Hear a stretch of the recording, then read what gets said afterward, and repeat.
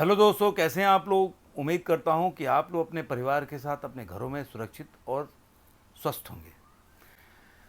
बहुत पुराने ज़माने की बात है। एक जगह पे बहुत बड़े विद्वान रहते थे। काफ़ी उनका नाम था। उन्होंने काफ़ी अच्छी रचनाएं भी की थी अपने टाइम पे। तो वो मानते थे कि विद्या ही जीवन की सबसे बड़ी पूंजी है। उनका ये मानना था कि अगर आदमी इंसान के पास विद्या नहीं है, नॉलेज नहीं है, तो उसकी ज़िंदगी जो है व्यर्थ है। और उनकी 3 बच्चे थे। वो बच्चे भी उनकी इस विचार से अवगत थे। और ये तो होना ही है कि जिस घर में अगर पिता विद्वान हो तो बच्चों पर भी प्रभाव पड़ता है। मैं नहीं कहता कि हमेशा ऐसा होता है, लेकिन कई बार ऐसा होता है कि अगर घर में विद्वान पिता हो तो उसका प्रभाव उनके बच्चों पर भी पड़ता है। बच्चों में ये भावना आई कि भाई मेरे पिताजी बहुत बड़े विद्वान हैं, तो हमें भी इनके नाम को आगे बढ़ाना चाहिए और हमें भी ऐसा कुछ काम करना चाहिए विद्या के क्षेत्र में जिससे कि मेरे पिताजी का नाम हो और लोग और उनकी इस बात को माने कि देखो, केवल पिता ही नहीं, उनके पुत्र भी इस क्षेत्र का, ये समाज के बहुत बड़े विद्वान हैं।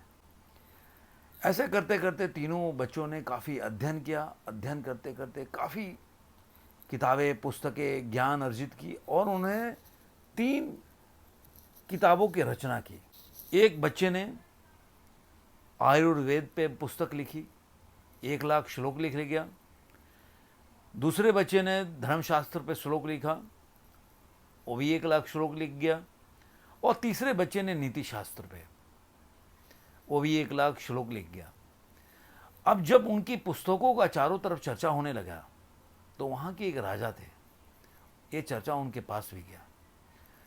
चूँकि राजा उनके पिता को जानते थे कि वो बहुत बड़े विद्वान हैं, तो उन्होंने अपने घर में उन तीनों बच्चों को आमंत्रित किया कि भाई ऐसा क्या है कि मतलब अपने पिता से भी आगे निकलने का प्रयास कर रहे तीनों बच्चे, और इनको तो मतलब इनके हौसलों को भी बढ़ाना चाहिए अगर ऐसी बात है तो।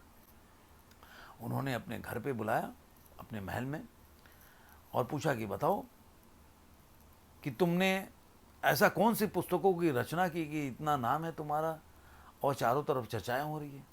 तो उन्होंने बताया कि भाई हमने अपने अपने क्षेत्र में 1-1 पुस्तकें लिखी हैं, 1-1 लाख श्लोक है उसके अंदर। अब उन्होंने जब किताब पलटना शुरू किया, जो पुस्तक थी, तो राजा को लगा ये तो बहुत मोटी बुक है, तो मैं पढ़ नहीं पाऊँगा। तो उन्होंने बोला कि आप ये बताओ कि इस पूरे बुक को आप लोग तीनों आदमी अगर एक वाक्य में अगर पूरे बुक को समझा पाओ तो क्या मेरे को समझा सकते हो क्या।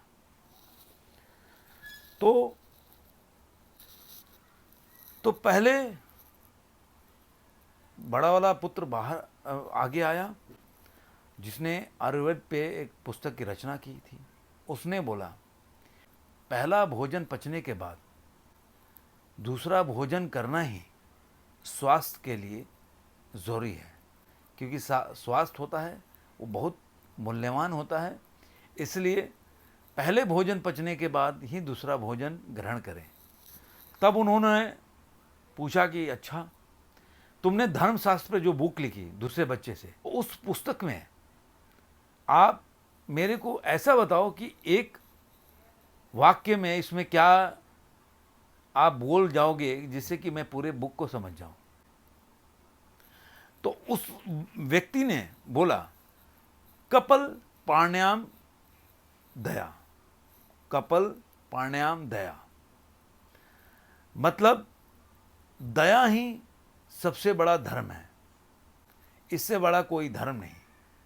कितना भी आपको गुस्सा आ जाए, कि जो गुस्से के क्षण आ जाए और उस समय भी आपका दया कायम रहे, तो समझ लीजिए कि इससे बड़ा धर्म कुछ भी नहीं। कि दया जो है प्राणायाम धर्म। तो इसलिए जो सभी परिस्थितियों में भी दया पे कायम रहे, वही व्यक्ति जो है धर्म का पालन करता है। तीसरा बच्चा जो है उनका लड़का, वो आगे आया तो उससे पूछे कि तुम अपने नीति शास्त्र के बारे में एक वाक्य में बताओ। तो उसने बोला, वैंजे दुर्जम संगतम, मतलब थोड़ा मेरा उच्चारण गलत हो सकता है क्योंकि मैं संस्कृत का विद्यार्थी हूँ नहीं। उसने बोला कि दुर्जन के साथ कभी भी अपनी संगति जो बनाइए तो अच्छे व्यक्तियों के साथ संगति बनाइए, जिससे कि आप जिस संगत में रहते हैं उसका प्रभाव पड़ता है। अच्छे संगत में रहेंगे तो आपका विचार भी अच्छा होगा।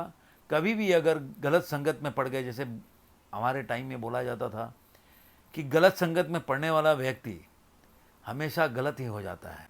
अगर जिस समाज में उसको अच्छा विचार मिलेगा, अच्छा चीज़ें सीखेगा, तो जाहिर सी बात है वो दूसरों में अच्छा विचार ही बांटेगा।